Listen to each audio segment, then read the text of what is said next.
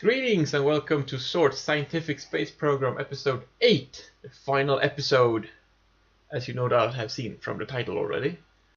We start off with our second ever interplanetary spacecraft, Journeyman 2, approaching its destination, Jool and all of its moons. So I want you to take note of the fuel level. We have 37.74 units of liquid fuel now that we enter Jool's sphere of influence. We want to take a number of scientific readings from, well, as many places as possible to get all the science. And to do this, we're going to use gravity assists a lot. So we start off, of course, by taking all the free science, the science you get just by entering the sphere of influence, the biome high over Jool.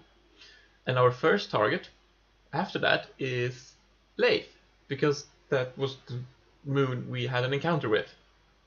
And the periapse of Jool here is not low enough to take space close to Jool readings. So we start taking the high over Lathe readings and do the science spam. We get out, and now we need to plan our next destination. And Tylo looks good, so by doing some fiddling around with the maneuver node, I figure out a way to, using very little fuel, get a Tylo encounter. Which, when the Tylo gravity assist is complete, we should have a periapse very low over Jool, meaning we can access two biomes, high over Tylo and low over Jool. So we fly out and we fall back down, and there's Tylo. So we enter Tylo's sphere of influence, like so, and we start the science spam.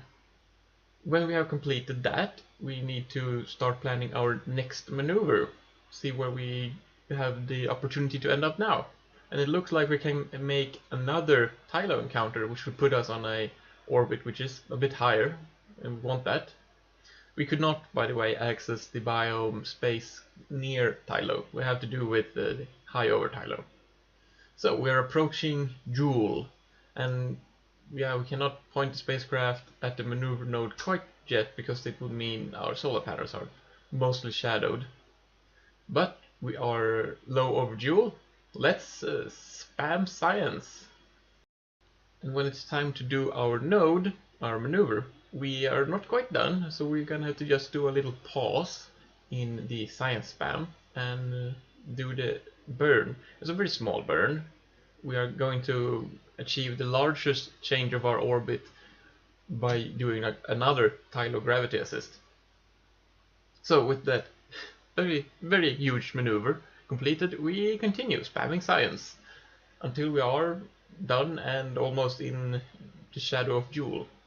So we have done Lathe, we have done Tylo, so we want to do Val and, if possible, some of the asteroids.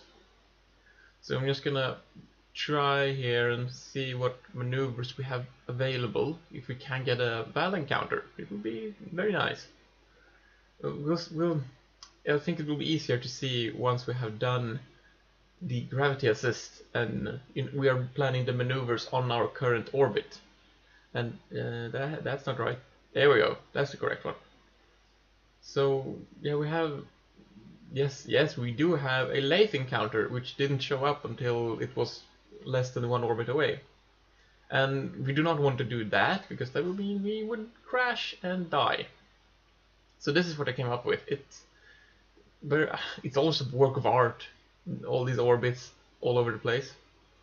So the thing here is to execute one maneuver at apoapse, a very small maneuver, and because we have for a spacecraft this size, very powerful engine, it's easy to overdo the maneuver, which I do something like 3 times and have to redo. And this will mean that we will first do a gravity assist from Lathe, and then we'll do another gravity assist from Tylo immediately after, which will put us on an orbit which shares a lot of space with Val's orbit. So I'm trying to make this as it should be, so that we are not on a Joule escape or something. So here comes the first gravity assist. Lathe. We've already done all the science here, so we can just cruise by. We're not going to get low enough to do any more new science. And trying here with the maneuver node, but nothing we can do with low enough amount of fuel is going to have any significant change, so we'll just leave it. And now we are going to do a Tylo encounter, a Tylo assist, and same thing here. The nodes, well, not very helpful, but we'll do the assist and then see what happens if we have any new information, because it's hard to plan ahead very far in this game. Even if we have the conic patches set to a very high draw limit, the floating point errors accumulate as you have more and more changes. But there we go, we are on a orbit with no encounters on it. So let's see if we can't get a Val encounter here. And it seems that we can. However, it's going to be on the next orbit, so to get it to show, we're going to have a maneuver node sit, as you see, just sit ahead, and we can plan further into the future. And yeah, it's a very crowded neighborhood, because you have encounters with all three major moons, whether you want it or not, almost. So we executed the node, and we need to warp ahead to see the encounter. But we do have a Val encounter, and well, yeah, we have lots of encounters with just a few meters per second change. So we're gonna have to be careful with this, that we have a good encounter.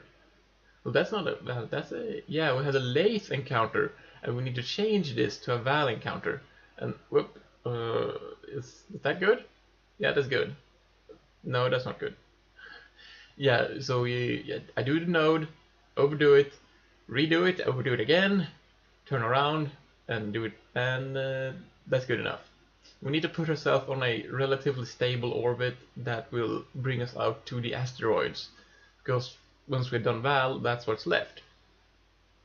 So, entering Val's sphere of influence, and science spam away.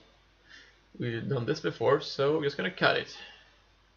Now, the Val's sphere of influence is much smaller than Lathe and Tylo, so it actually took the entire encounter just to get all the science done.